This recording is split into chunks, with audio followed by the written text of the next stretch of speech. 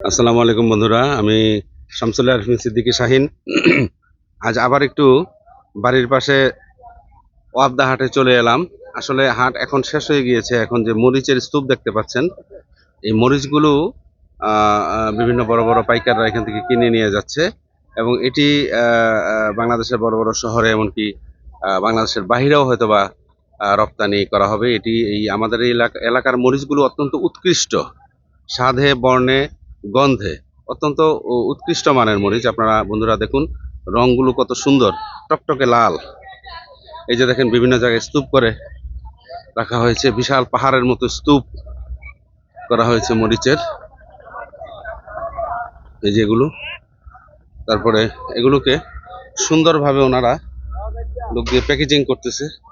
দেখুন, প্যাকেজিং এর প্রক্রিয়াটা অত্যন্ত সুন্দর। এই যে এখানে প্যাকেজিং করার পরে বস্তাবন্দি করা হয়েছে। এখানে আবার প্লাস্টিকের কিছু ব্যাগে, বড় বড় ব্যাগে সম্ভবত 30-40 কেজি করে মরিচ এখানে এক একটা ব্যাগে নেওয়া যায়। এগুলোকে তারা বিভিন্ন জায়গায় এরকম প্যাকিং করে পাঠিয়ে দেবে। এটি পূর্বেই যেমনটি বলেছি যে বাংলাদেশের বিভিন্ন বড় বড় শহরে, ঢাকা, চট্টগ্রাম সহ বিভিন্ন শহরে, এমনকি হয়তোবা দেশের বাহিরেও এগুলো রপ্তানি হয়ে থাকে। এবং এই যে বড় বড় কোম্পানিগুলো দেখছেন, প্রাণ, রুচি বা অন্যান্য কোম্পানিগুলো, যেগুলো গুঁড়া মশলার যে প্রোডাক্ট, এগুলোর কিন্তু মূল জিনিসগুলো এখান থেকেই আসে। এই যে দেখুন বন্ধুরা, স্তূপ করে, পাহাড়ের মতো স্তূপ করে রাখা হয়েছে। এগুলো রাত অবধি শ্রমিক ভাইয়েরা অত্যন্ত কঠোর পরিশ্রম করে তারা এগুলোকে প্যাকেজিং করবে এবং যথাস্থানে পাঠিয়ে দেবে। এই যে দেখুন বন্ধুরা, কি চমৎকার এই মরিচের রং। আমি দেখি দু একজন পাইকারের সাথে একটু কথা বলা যায় কিনা, বাজার ব্যবস্থা বা মূল্য সম্পর্কে যদি কিছু আপনাদের তথ্য জানাতে পারি। তবে একটি কথা বলতে পারি যে এই যে মরিচের এখানে যে ব্যবসা বেচা কেনা লেনদেন, এটি আমাদের অর্থনীতিতে আসলে একটি বেশ ভালো অবদান রাখে। এই যে এখানে এক ভাইকে পেলাম, দেখি একটু কথা বলা যায় কিনা। আসসালামু আলাইকুম ভাই। ভাই ভাই, আপনি কি মরিচের পাইকার? জি ভাই।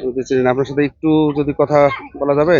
জি জি বলতে পারেন। আচ্ছা, এই যে মরিচগুলো এখানে দেখছি যে এখানে আপনারা কিনে স্তূপ করে রাখছেন, এগুলো প্যাকেজিং করে আপনারা এগুলো মূলত কোথায় পাঠান?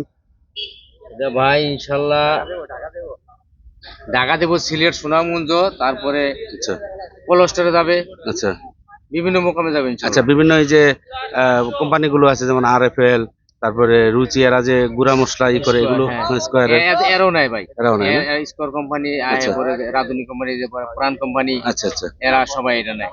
দেশের বাইরে কি রপ্তানি হয়? দেশের বাইরে প্রাণ কোম্পানি ফাঁকিটা রক্তে নেয়, কিন্তু আমার মরিচ তো দেশে বাকি মানে যেটা ডাস্ট আর কি, গুঁড়াটা, হ্যাঁ? প্যাকেট। আচ্ছা, এখন মরিচের দাম কি রকম, কি একটু মন্দা যাচ্ছে না ঠিক আছে? না, বাজার একটু কম, অনেকই কম মনে হয় আগের তুলনায়। মোটামুটি 30-40 টাকা কম বাজার কেজিতে? কেজিতে। এখন 1 কেজি মরিচের, শুকনা মরিচের দাম কত মোটামুটি মানসম্মত? বাজারে মানুষ বাজারে 140 টাকা থেকে 30 টাকা। তার মানে 5,000 5,000 টাকা বিক্রি, 5,000 5,000 5,500 টাকা। 5,000 আচ্ছা, ধন্যবাদ। তো বন্ধুরা, যেমনটি বলছিলাম যে আমি এক ভাইয়ের সাথে কথা বললাম। উনি এই মরিচের পুরানো একজন অভিজ্ঞ ব্যবসায়ী।